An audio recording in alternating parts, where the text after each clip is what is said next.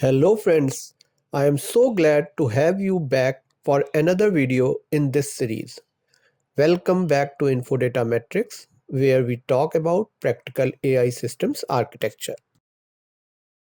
In the previous video, we understood how embeddings help an AI system represent text as vectors. But before we create embeddings, there is one very important question. What exactly should we embed? Should we embed the whole document? Should we embed one paragraph at a time?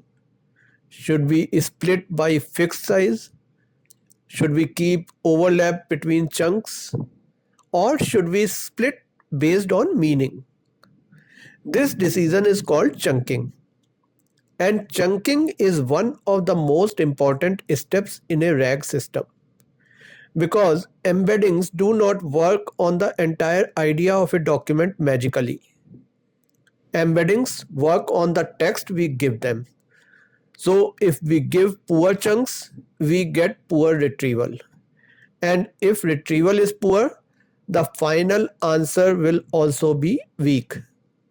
In this video, we will understand different chunking strategies and when to use them.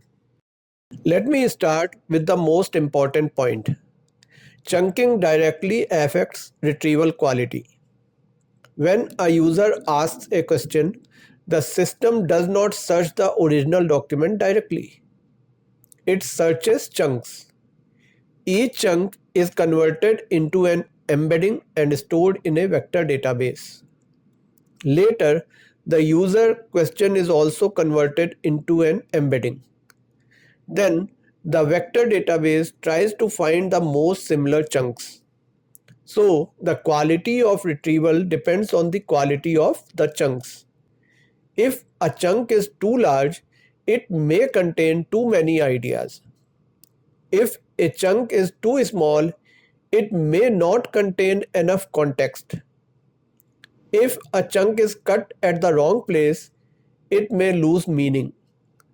That is why chunking is not just a technical step, it is an architectural decision. Imagine we have a document that talks about three topics. First Kafka, then embeddings, then vector databases. Now suppose we convert the entire document into one embedding. That single vector will represent all three topics together. So when a user asks, what is the role of Kafka in the pipeline? The system may know that the document is generally related, but it may not retrieve the exact Kafka related section precisely. Now imagine we split the document into smaller chunks. One chunk talks about Kafka, one chunk talks about embeddings, and one chunk talks about vector database. Now each chunk has a focused meaning. When the user asks about Kafka, the Kafka chunk becomes easier to retrieve. That is why chunking improves precision. Chunking answers a very important question. What unit of text should become searchable? In RAG, the unit of retrieval is usually not the full document. The unit of retrieval is the chunk. So a chunk should be large enough to carry useful meaning. But it should be small enough to stay focused. This balance is the heart of chunking. A good chunk should usually have three qualities. First, it should contain one main idea. Second, it should have enough surrounding context. Third, it should carry useful metadata like document ID, source, section, page number, or version.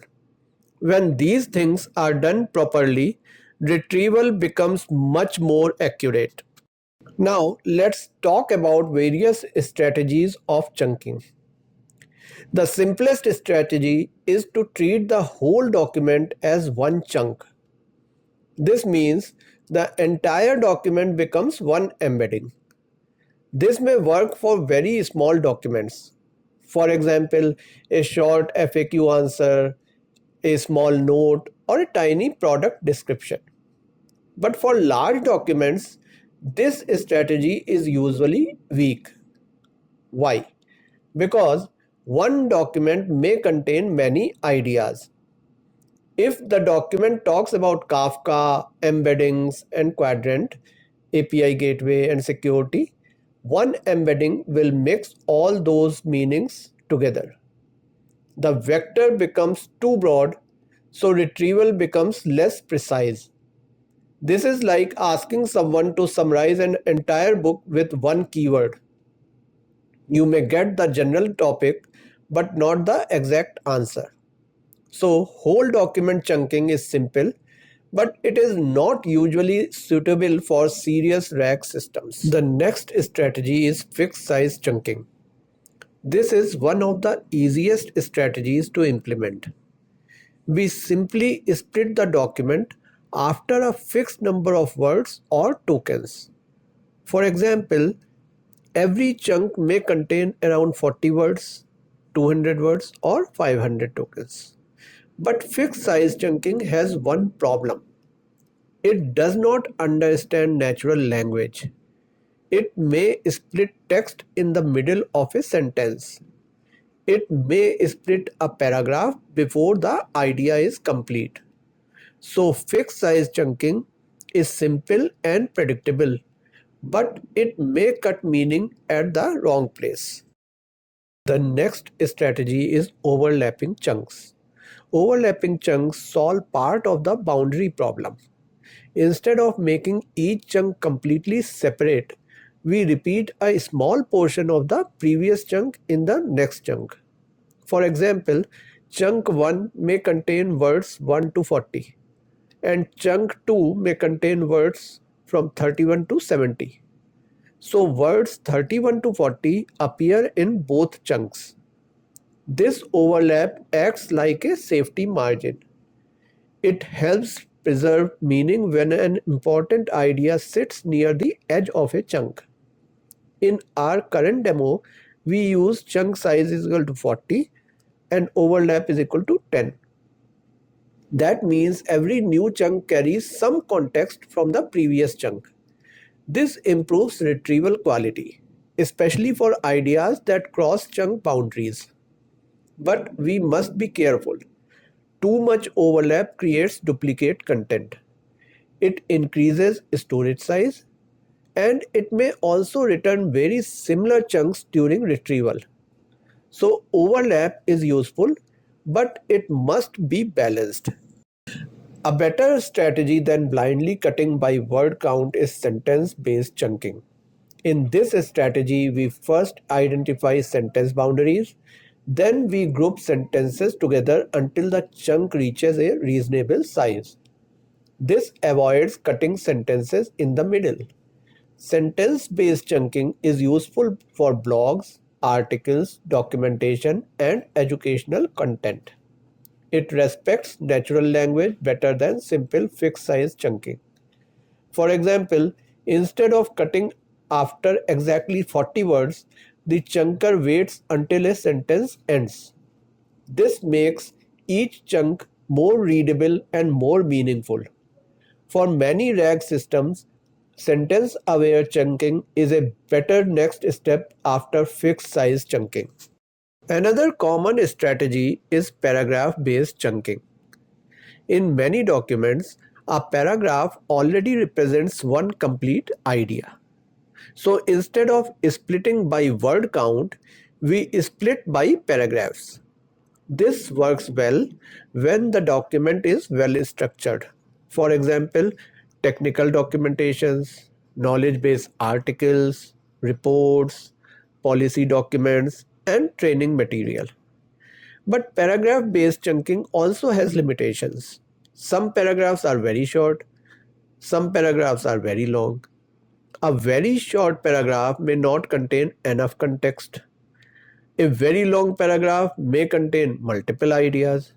So paragraph-based chunking is useful, but we may still need size limits. A practical approach is often respect paragraph boundaries, but also apply minimum and maximum chunk size rules. Many documents have headings and sections. Section-based chunking uses that structure. For example, if a document has sections like introduction, Kafka architecture, embeddings, and quadrant retrieval, we can use these headings to guide chunking. This strategy is very useful for structured documents. Each chunk can also store the heading as metadata. For example, section title is equal to Kafka architecture. Later, when we retrieve a chunk, we know not only the text but also which section it came from. This improves traceability. It also helps build better prompts because the LLM can see the section context. In enterprise RAG systems, document structure is very valuable. We should not throw it away. Now let's talk about semantic chunking. Semantic chunking is more advanced. Instead of splitting by size, sentence, or paragraph, semantic chunking tries to split based on meaning. The goal is to keep related ideas together and separate unrelated ideas. For example, if a document slowly moves from Kafka to embeddings, semantic chunking tries to detect that topic change.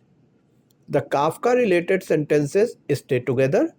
The embeddings related sentences move into another chunk.